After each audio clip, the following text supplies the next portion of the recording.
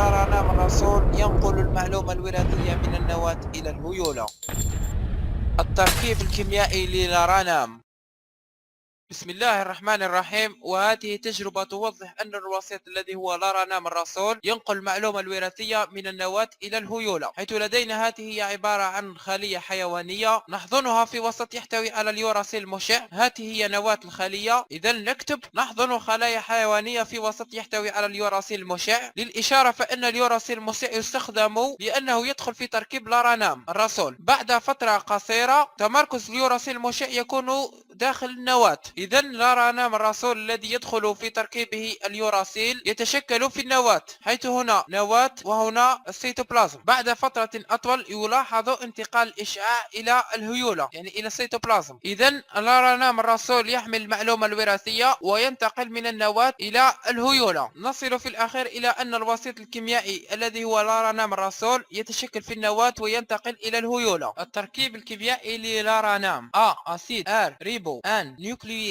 الحمض الريبي النووي. ولدراسة التركيب الكيميائي للRNA نجري عليه نمطين من الإماهة. أولا الإماهة الكلية، وشروطها هي كالآتي: أولا حمض كلور الهيدروجين، يعني نضع الRNA في وسط فيه حمض كلور الهيدروجين وتحت درجة حرارة 120 درجة مئوية، والمدة الزمنية 2 ساعة. نتائج هي 3 مركبات منفصلة عن بعضها البعض، وهي مجاميع حمض الفوسفور يعني H3PO4، وسكر خماسي الريبوز يعني C5H10O5، وأربع أنواع من النيوكليوتيدات وهي الأدينين، الجوانين، السيتوزين واليوراسيل. النمط الثاني من الإماهة هو الإماهة الجزئية، وشروطها هو نضع الRNA في وسط فيه حمض كلور هيدروجين وتحت درجة حرارة 60 درجة مئوية، أما المدة الزمنية فهي 1 ساعة فقط. النتائج هي ظهور 4 أنواع من النيوكليوتيدات، حيث تعتبر الوحدات الأساسية للRNA.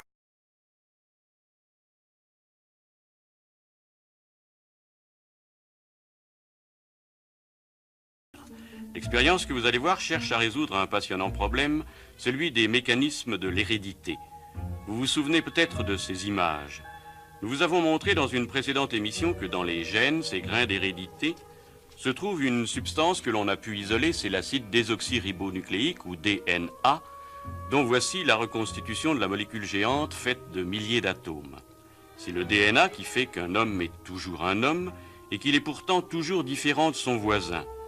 C'est le DNA qui fait que vous avez les cheveux blonds ou les yeux noirs.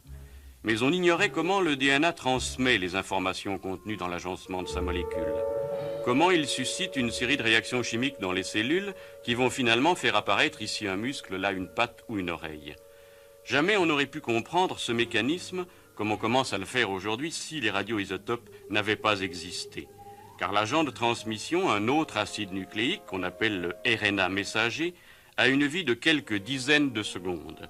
Et aucune autre méthode que celle que vous allez voir, et qui utilise du phosphore radioactif, n'aurait pu mettre en évidence sa réalité et sa fonction.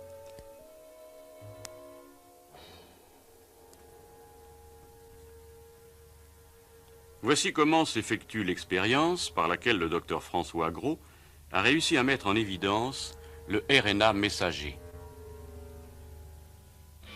L'opérateur que vous voyez est en train de prélever avec précaution du radiophosphore dans un flacon et il va ajouter quelques microcuries de ce traceur dans une culture de colibacilles qui se développe évidemment d'une façon très rapide puisque le temps de génération est de l'ordre de 60 minutes. L'incorporation ne doit pas excéder quelques secondes, ce qui découle de ce que je viens de dire tout à l'heure. Et pour stopper cette incorporation, il suffit tout simplement de plonger rapidement la culture dans un bain réfrigérant.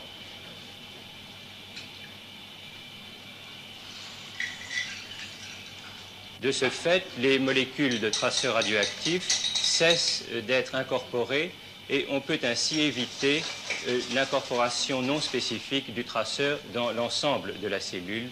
Et nous allons assister après aux principales étapes qui nous permettent de fractionner ces molécules de messagers à partir des autres molécules d'acide nucléique.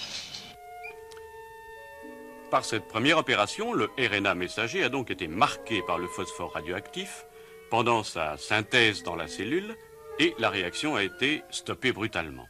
Il s'agit maintenant de retirer par une série de manipulations dont nous vous donnons qu'un résumé car elle dure près d'une semaine, toutes les autres substances qui se trouvent mêlées au RNA messager dans les cellules. On extrait ainsi d'abord les structures de ces cellules, puis on fait précipiter l'acide désoxyribonucléique, le DNA, dont les longues molécules s'enroulent facilement sur une baguette de verre. Une centrifugeuse où l'on soumet ce qui reste après ces opérations à 150 000 fois la pesanteur permet de séparer l'autre acide nucléique, le RNA, dont une fraction forme le messager que nous cherchons. Ce dernier, enfin, s'écoule goutte à goutte dans divers tubes dont seront isolés ceux qui montreront la radioactivité la plus intense. Signe indéniable qu'il s'y trouve bien le RNA messager qui a été synthétisé en quelques secondes par les microbes et qui seul a pu être marqué pendant ce court laps de temps par le phosphore radioactif.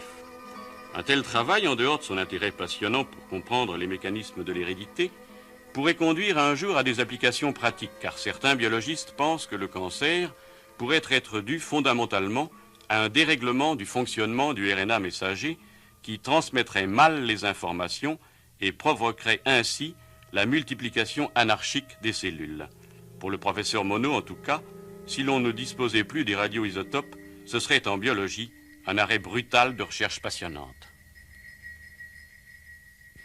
Pour me résumer, je dirais que si demain on manquait des radioéléments artificiels, toute cette expansion serait arrêtée net. On ne pourrait pas continuer. Est-ce que ce passionnant problème de l'hérédité, le mécanisme de l'hérédité, pourra être résolu grâce aux radioéléments? J'irais beaucoup plus loin encore, je dirais qu'il est en grande partie résolu. Dès maintenant, grâce en grande partie aux radioéléments, ce qui est en grande partie résolu, c'est le mécanisme de l'hérédité lui-même. Ce qui l'est moins, mais est en train de l'être, comme vous avez pu le voir tout à l'heure d'ailleurs, c'est les mécanismes par lesquels le matériel héréditaire transfère des ordres à la cellule, des ordres chimiques, exactement comme dans une machine électronique, par exemple. Un programme qui est imprimé sous forme de trou dans une bande est déchiffré par un mécanisme. Eh bien, le programme, on le comprend et on le connaît bien à l'heure actuelle. Ce qu'on connaît moins bien, c'est les mécanismes de déchiffrage. Vous avez vu tout à l'heure une expérience qui porte précisément sur ces mécanismes, et c'est à l'heure actuelle l'un des sujets les plus vivants de la biologie et qui fait des progrès de mois en mois.